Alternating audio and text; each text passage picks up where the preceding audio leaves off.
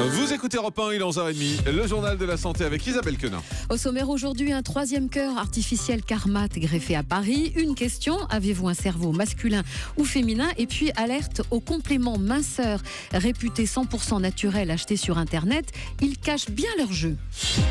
Et on commence donc avec un troisième cœur artificiel Carmat qui a été greffé à Paris. Cette intervention réalisée dans le plus grand secret a eu lieu à l'hôpital Georges Pompidou à Paris il y a 2 semaines. Pour l'instant, peu d'informations ont filtré. On sait que c'est un homme, comme les 2 premiers patients implantés. On rappelle que le premier patient à avoir reçu un cœur Carmat est décédé 3 mois après l'opération, mais qu'en revanche, le deuxième patient, opéré au CHU de Nantes, il y a 8 mois, se porte bien. Son chirurgien, le professeur Daniel Duvaux, nous donne de ses nouvelles. Il revient régulièrement à l'hôpital, grosso modo en moyenne 1 fois par semaine, pour une surveillance, pour des réglages éventuels, mais il a pratiquement la même surveillance qu'aurait un transplanté cardiaque. Il va bien, il passe le plus clair de son temps à domicile, à essayer de refaire tout ce qu'il pouvait faire avant d'avoir été en insuffisance cardiaque. Il est plein d'espoir et plein de volonté. Le professeur Daniel Duvaux au micro de Mélanie Gomez. On rappelle que l'essai clinique impose qu'un 4e cœur soit implanté. Si les résultats de cette première phase sont jugés satisfaisants, 20 patients de plus pourront être greffés. Et puis cette question, avez-vous un cerveau masculin ou féminin ? Un documentaire diffusé hier soir en Angleterre montre comment il est possible de savoir si le cerveau d'une personne reflète réellement son sexe. Notre cerveau agit comme celui d'un homme ou celui d'une femme. Le documentaire montre comment certains gestes peuvent le révéler. Certains comportements sont majoritairement masculins ou féminins. L'émission montre comment les filles ou les garçons sont programmés par leurs parents pour réagir d'une certaine façon.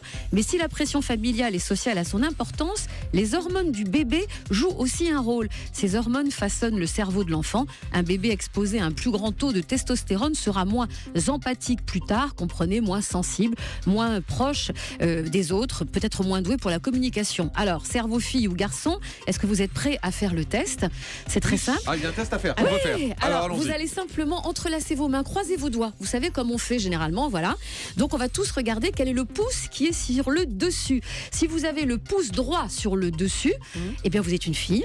Votre cerveau est celui d'une fille. Si vous avez le pouce gauche sur le dessus, eh bien cette fois-ci vous êtes un on va garçon. faire le tour. Moi, je suis un garçon. Donc Jean-Marc c'est un garçon. Moi aussi. Voilà. Jean-Michel. Moi aussi. C'est dingue. Et Catherine? Je suis une fille. Et j'ai mis le droit par-dessus. C'est incroyable. Alors, en revanche, Et moi, je vais vous expliquer un truc. Il y a Génial. d'autres façons quand même de voir si on est un garçon ou une fille. Mais on fera ça dans une autre émission. Jean-Marc, on parle du cerveau. C'est hallucinant le test ici.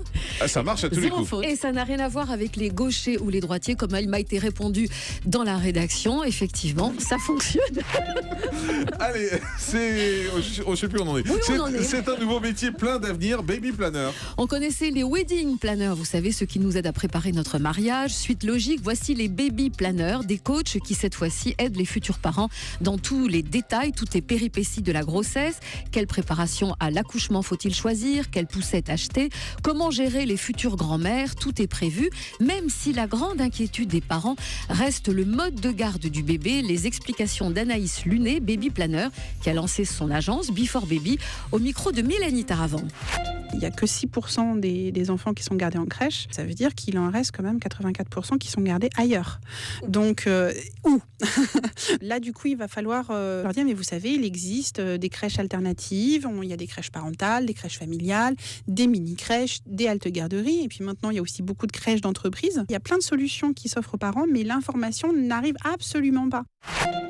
S'offrir un baby planner a un coût et c'est pas donné, de 300 à 500 €, beaucoup plus cher que l'indéboulonnable J'attends un enfant de Laurence Pernouf. Exactement. Et je crois que personne vous écoute depuis tout à l'heure. On est tous en train de faire On deux va faire mon tests. test. Vous auriez dû venir avec d'autres tests. On aurait fait ça toute l'émission. Je vais recommencer. À l'approche de l'été, alerte sur les compléments minceurs naturels réputés dangereux.